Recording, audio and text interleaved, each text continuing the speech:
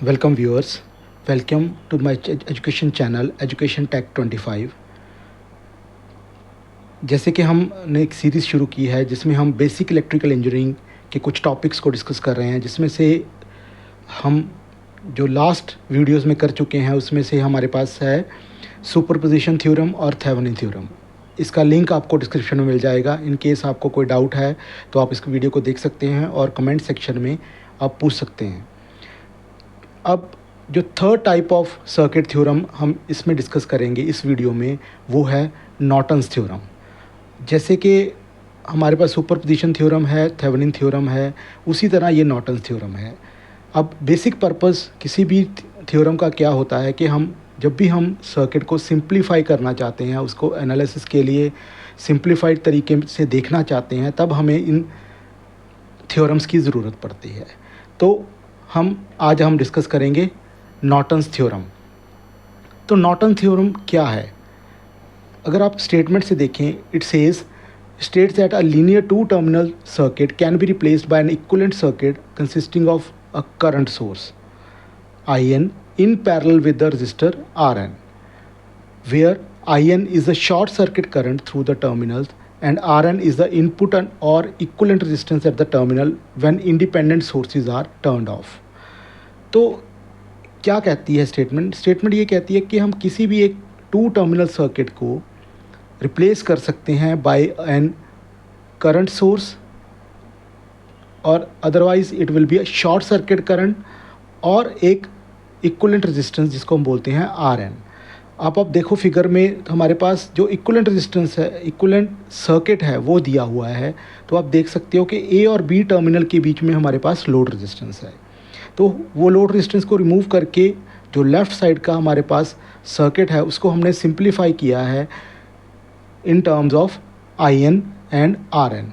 अब ये ध्यान रखना है हमारे पास कि IN और RN दोनों पैरेलल में होंगे। अगर आपको थोड़ा सा रिमाइंड करवाएं थेवेनिन्स में, तो हमारे पास क्या था? हमारे पास एक वोल्टेज सोर्स था और एक इक्विवेलेंट रेजिस्टेंस R थेवेनिन। अब वो दोनों सीरीज़ में थे, ये दोनों पैरेलल में है। ये फर्स्ट डिफरेंस है दोनों के बीच में। अब अगर हम सर्किट वाइज देखें, आप देखो A सर्किट को लेफ़्ट साइड पे जो है, ये हमारे पास ओरिजिनल सर्किट है जिसको हमने सिंप्लीफाई करके बनाना है नॉर्टन्स इक्विवेलेंट सर्किट में। अब लेफ़्ट साइड का जो सर्किट है उसमें आप देखो एक वोल्टेज सोर्स है E, एक I है करंट सोर्स, 3 रजिस्टर हैं R1, R2 एंड R3 और एक लोड रजिस्टर है A और B टर्मिनल में।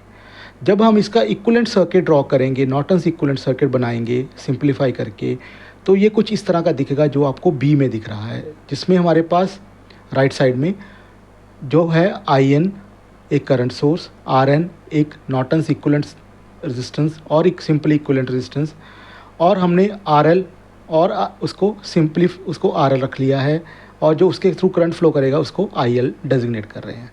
अब अगर हम B को सिंप्लीफाई करेंगे तो बहुत ही सिंपल है हमें IL निकालना।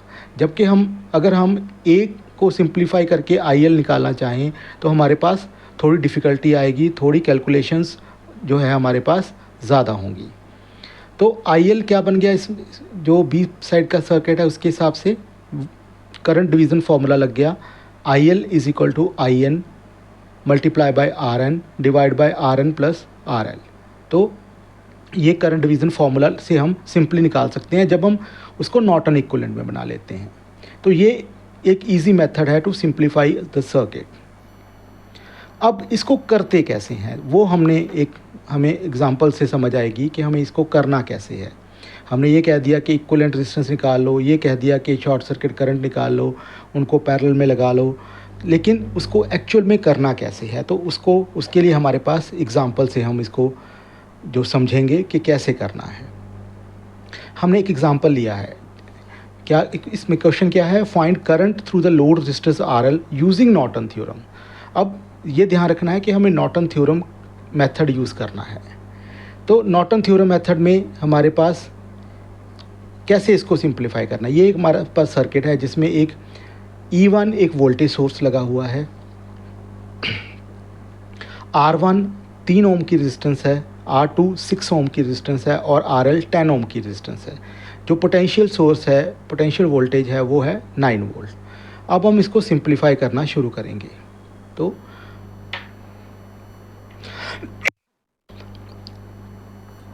अब स्टेप 1 क्या है? स्टेप 1 में हमने क्या करना है? Remove the portion of the network where the Norton's equivalent circuit is to be found. तो कहाँ पे फाइंड करना है? RL में। तो RL को हमने रिमूव कर दिया। अगर आप देखो सर्किट में तो RL को हमने रिमूव कर दिया। अब उसके बाद and mark the terminals at as A and B।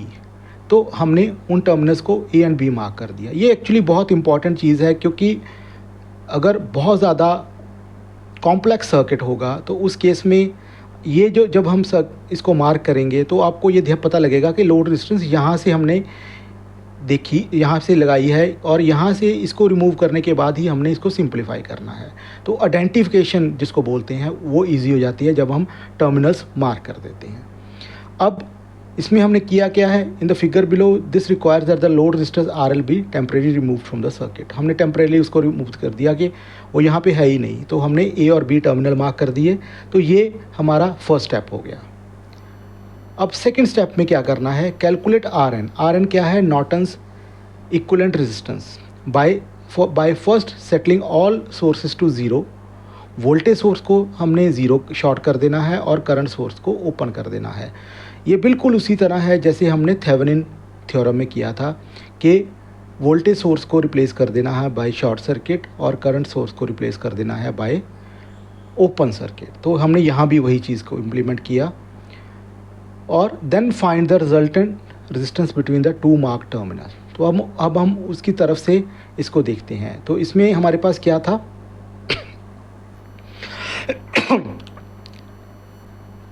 हमारे पास इसमें एक वोल्टेज सोर्स था। अगर आप देखो ध्यान से तो इसको हमने क्या कर दिया? शॉर्ट से रिप्लेस कर दिया। तो अब हम ये कुछ इस तरह का दिखेगा। अब हम जब इसको देखेंगे from A and B terminal, उसकी उस तरफ से देखेंगे तो हमारे पास क्या आएगा? R1 और R2 दोनों पैरेलल में आ जाएंगे।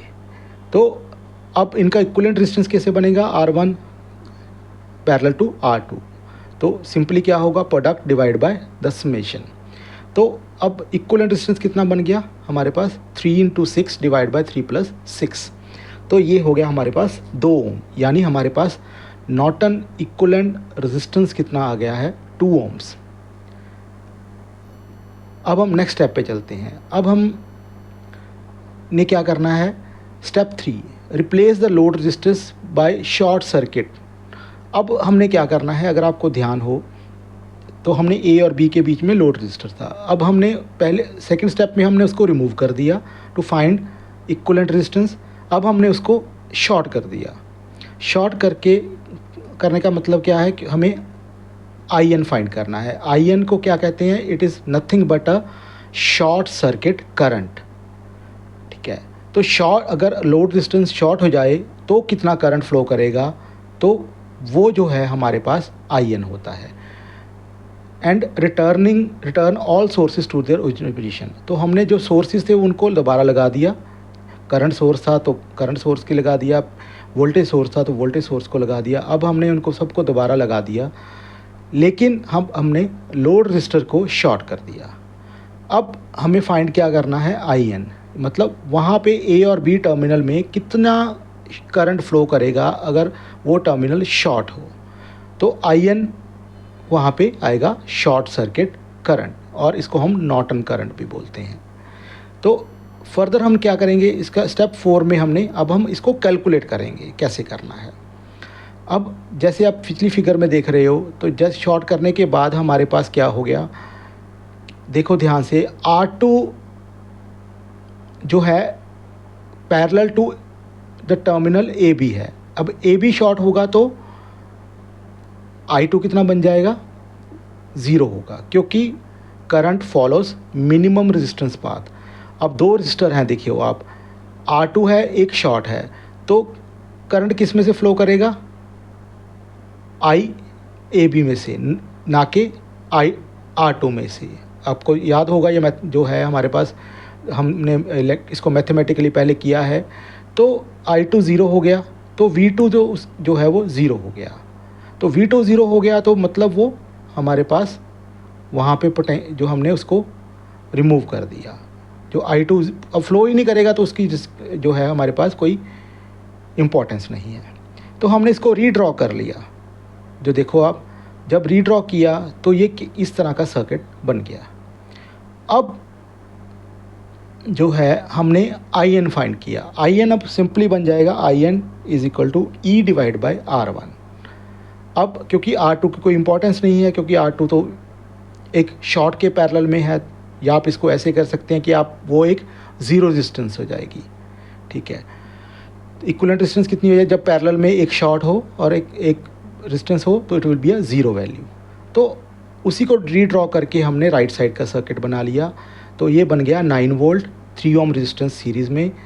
अब हमने IN कैलकुलेट किया। अब बहुत सिंपल है, IN is equal to E upon R1। तो ये आ गया हमारे पास 3 एम्पियर का आ गया। अब लास्ट स्टेप आ गया हमारे पास। उसमें क्या किया हमने, draw the Norton's equivalent circuit with the portion of the circuit previously removed replaced between the terminals of equivalent circuit. अब इसको हमने क्या किया, हमारे पास देखो हमारे पास क्या कुछ आ गया था। हमने स्टेप 2 में RN को फाइंड किया था, स्टेप 4 में हमारे पास IN की वैल्यू आ गई। तो हमने दोनों को पैरेलल में लगा दिया और रजिस्टर, जो लोड रजिस्टर है 10 ओम का, उसको रिप्लेस कर दिया। तो ये हमारा बन गया Norton's equivalent circuit. Current source यानी शॉर्ट सर्किट करंट सोर्स और नॉर्टन रेजिस्टेंस को दोनों को पैरेलल में ले लिया और जो RL है उसको रिप्लेस कर दिया। अब अगर इसको आप मैथमेटिकली आप देखो, IL कैलकुलेट करने के लिए एक सिंपल मैथमेटिकल कैलकुलेशंस होंगी। तो IL will be equal to IN into RN upon RN plus RL। Simple क्या है, simple it will be a current division formula. तो अगर हम इसमें सब्स्टिट्यूट करते हैं, अब IN कितना है 3 एम्पियर्स, RN कितना है 2 एम्पियर और RL कितना है 10 एम्पियर। तो IL कितना आ गया हमारे पास 0.5 एम्पियर।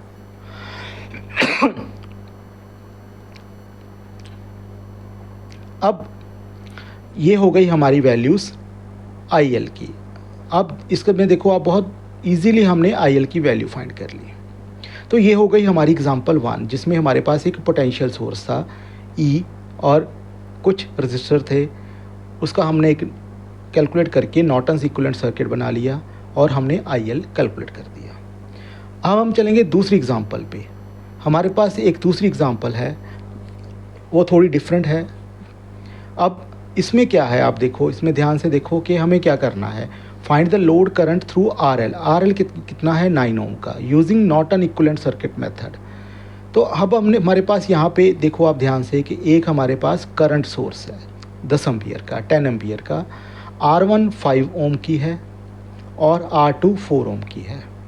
तो अब हम इसको सॉल्व करेंगे नॉर्टन इक्विवेलेंट सर्किट में फर्स्ट। अब स्टेप 1 क्या कहता था कि हमने उसको रिमूव करना है रजिस्टर को, लोड रजिस्टर को। उसके बाद उसको मार्क कर देना है बाय A एंड B। तो हमने वही किया। अब अगर आप देखते हैं तो हमने सिर्फ 9 ओम को रिप्लेस कर दिया, बाय रिमूव कर दिया और वहाँ पे A और B को मार्क कर दिया। अब नेक्स्ट स्टेप में हमने क्या करना था, नेक्स्ट स्टेप में हमने करना था इक्विवेलेंट रेजिस्टेंस फाइंड करनी थी। तो उसके लिए हमारे पास क्या था, इंडिपेंडेंट सोर्सेज को हमने रिमूव करना था। तो यहाँ पे क्या है हमारे पास करंट सोर्स। करंट सोर्स को रिमूव करते हैं तो क्या करते हैं, ओपन सर्किट। तो हमने इसको ओपन कर दिया। तो अब इसको अगर आप ध्यान से देखो तो ये सिंपली 2 रजिस्टर्स हैं जो सीरीज़ में आ जाएंगे, क्योंकि ओपन सर्किट है तो इनफाइनाइट रेजिस्टेंस है, करंट तो फ्लो करेगा नहीं उसकी तरफ से। तो R1 और R2 हमारे सीरीज़ में आ जाएंगे। और अगर हम A B टर्मिनल की तरफ से देखते हैं तो हमारे पास कितना आ जाएगी, it will B R1 plus R2 यानी 9 ओम की रेजिस्टेंस। तो RN हमारे पास आ गया 9 ओम। अब जो नेक्स्ट स्टेप हैं 3rd एंड 4th, अब उसमें हमने क्या करना है, उसमें हमने जो है IN फाइंड करना है, यानी नॉर्टन करंट फाइंड करना है। तो इसमें क्या करेंगे हम, replace RL with the short circuit. अब हमने क्या करना है, RL को शॉर्ट कर देना है और सोर्सेस को दोबारा लगा देना है। तो सोर्स क्या था हमारे पास 10 ओम का, 10 एम्पियर का करंट सोर्स। तो अब हमने उसको रिप्लेस कर दिया। तो लेफ़्ट साइड पे अगर आप देखते हो तो ये कुछ इस तरह का सर्किट बन जाएगा। अब हम इसको थोड़ा दिखने में थोड़ा टिपिकल लगता है, तो हम इसको थोड़ा सिंप्लीफाइड तरीके से ड्रॉ कर लेंगे ताकि उसमें क्लैरिटी रहे। तो अब हमने क्या किया, उसको रीड्रॉ कर लिया। रीड्रॉ करने के बाद देखो आप ध्यान से कि R2 के पैरेलल में करंट सोर्स आ गया और R1 आ गया, और नीचे आपका टर्मिनल आ गया B टू A। तो डायरेक्शन वही है फ्रॉम A टू B, तो वही सिर्फ हमने उसको थोड़ा रोटेट कर दिया।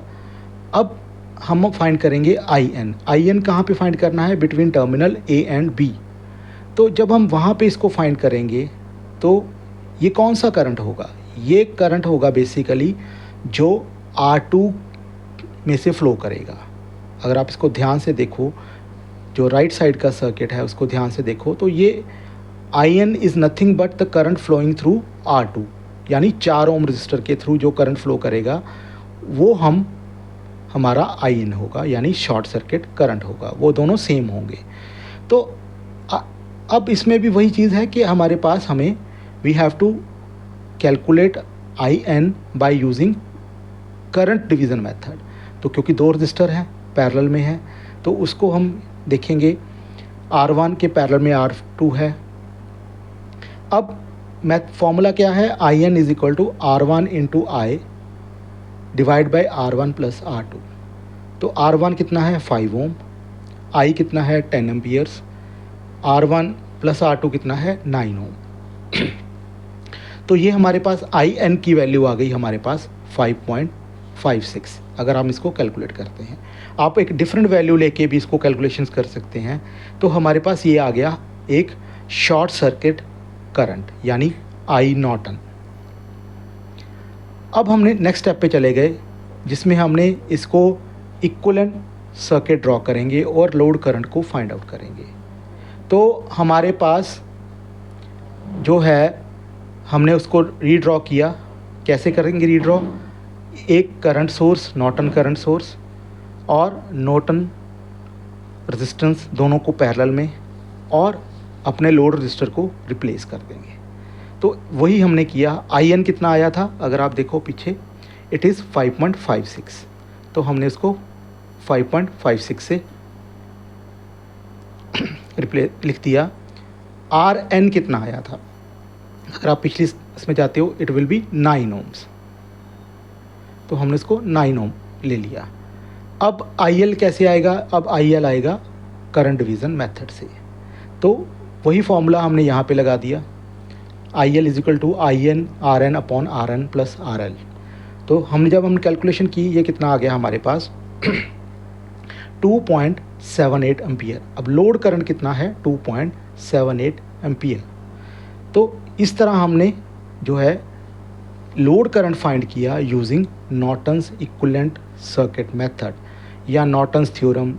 किसी तरह का भी क्वेश्चन हो तो उसको आपने इक्विवेलेंट सर्किट ड्रॉ करके करना है, जैसे हमने थेवेनिन में किया था। अब आपने देखा होगा कि नॉर्टन्स थ्योरम और थेवेनिन थ्योरम दोनों एक तरह की एनालॉगस हैं, दोनों सिमिलर हैं। फ़र्क क्या है, एक थ्योरम में इक्विवेलेंट सर्किट में एक पोटेंशियल सोर्स आता है जिसको हम V थेवेनिन बोलते हैं, और R थेवेनिन दोनों सीरीज़ में आ जाते हैं। और नॉर्टन में क्या होता है, करंट सोर्स और नॉर्टन इक्विवेलेंट रेजिस्टेंस दोनों पैरेलल में आ जाते हैं। तो अब आपको अगर एक तरह का सर्किट दिया हुआ है तो आपको कहा जाए कि आपको रीड्रॉ करना है। थेवेनिन इक्विवेलेंट सर्किट तो दिया हुआ है, लेकिन आपको उसका नॉर्टन इक्विवेलेंट सर्किट ड्रॉ करना है, या नॉर्टन इक्विवेलेंट सर्किट दिया हुआ है, आपको उसका थेवेनिन इक्विवेलेंट सर्किट ड्रॉ करना है। तो ये बहुत ही सिंपल है, बहुत इजी है, आपको इसमें कंफ्यूज नहीं होना है कि आपको सारी कैलकुलेशंस दोबारा करनी पड़ेंगी। आप एक नॉर्टन इक्विवेलेंट सर्किट से थेवेनिन इक्विवेलेंट सर्किट बना सकते हैं, और एक थेवेनिन इक्विवेलेंट सर्किट से एक आप नॉर्टन इक्विवेलेंट सर्किट बना सकते हैं। वो कैसे,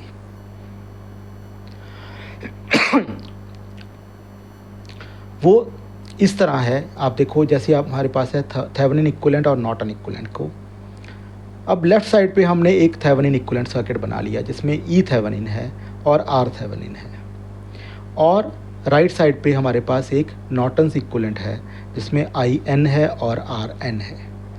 अब अगर आप इसको ध्यान से देखो या ध्यान से अगर आप जब कैलकुलेशंस करते हो तो जो नॉर्टन्स इक्विवेलेंट रेजिस्टेंस है वो कितनी है, वो बिल्कुल एग्जैक्टली थेवेनिन इक्विवेलेंट रेजिस्टेंस है।